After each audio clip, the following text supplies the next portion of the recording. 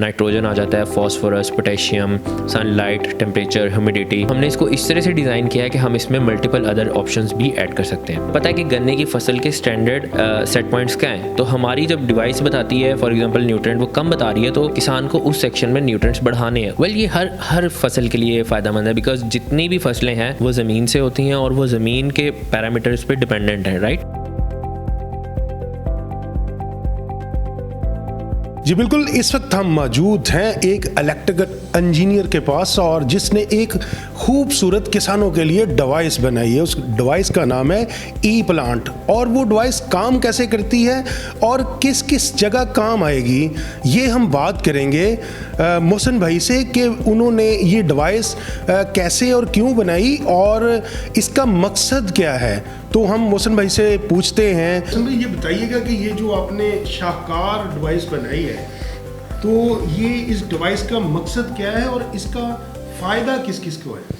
Basically E plant basically एक smart farm monitoring and irrigation device है जो कि मेजर करती है सारे इंपॉर्टेंट पैरामीटर्स को फसल के और सारा डेटा सेंड करती है मोबाइल एप्लीकेशन फार्मर के। अब ये सिर्फ और सिर्फ फार्मर्स के लिए नहीं कह सकते आप, बिकॉज के फार्मर अभी पाकिस्तान के अंदर तो बड़ी एक इनिशियल स्टेजेस पे है और इस टेक्नोलॉजी को एक्सेप्ट करने के लिए।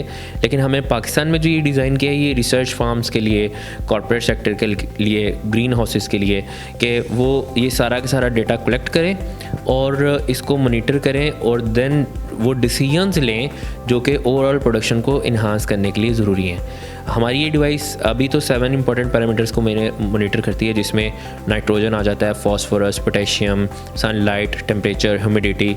और ये इसके अलावा अगर किसान की रिक्वायरमेंट डिफरेंट है तो हमने इसको इस तरह से डिज़ाइन किया है कि हम इसमें मल्टीपल अदर ऑप्शंस भी ऐड कर सकते हैं। पता है कि गन्ने की फसल के स्टैंडर्ड सेट पॉइंट्स क्या हैं, तो हमारी जब डिवाइस बताती है फॉर एग्जांपल न्यूट्रिएंट वो कम बता रही है तो किसान को उस सेक्शन में न्यूट्रिएंट्स बढ़ाने हैं। उससे क्या होता है कि जब न्यूट्रिएंट्स पूरे होते हैं तो ओवरऑल प्रोडक्शन इंक्रीज़ होती है।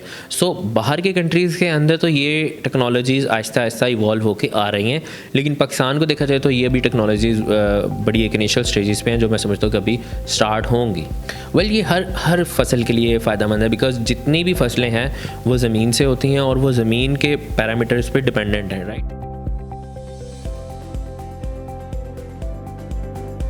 जी बिल्कुल, इसके अंदर हमारे पास यहाँ पे सोलर पैनल इंस्टॉल है, जो कि मैं अगर आपको बताऊँ कि इसके अंदर एक बैटरी है जो कि इसको चार्ज करने के लिए यूज़ किया जाता है। ये हमारे पास सामने कंट्रोल बोर्ड है जो कि बेसिकली सारे के सारा वाया सेंसर एक सारी इन्फॉर्मेशन कलेक्ट करता है और कलेक्ट करने के बाद हमारे वेब सर्वर पे भेजता है, जहाँ से हम उस सारा डाटा को एनालाइज करते हैं और आगे डिसीजंस लेते हैं।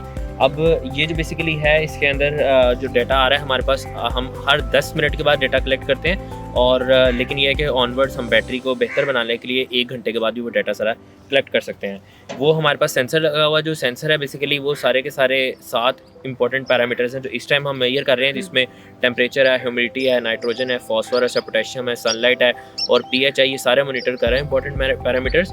और अगर हमें किसान की रिक्वेस्ट है कि हमें वो उसे मजीद पैरामीटर्स में इंस्टॉल करवाने हैं, एड ऑन करवाने हैं, जिसमें सल्फर वगैरह भी आ जाता है, तो हम वो भी कर सकते हैं। बाकी इसकी ये डिवाइस हमने इस तरह से कस्टमाइज डिज़ाइन किया है कि इसके साथ हम वेदर फोरकास्टिंग सिस्टम भी अटैच कर सकते हैं। मान लें कि अगर कल बारिश होनी है और आज किसान की पानी लगाने की बारी है, तो हमारा सिस्टम उसको नोटिफाई करेगा कि आज वो पानी ना लगाए। अगर वो आज पानी लगा देगा तो ओवर वाटरिंग के चांसेस हैं, जिससे वो बचा जा सकता है और न्यूट्रिएंट वेस्ट होने से बचता है और ओवरऑल प्रोडक्शन इंक्रीज़ होती है।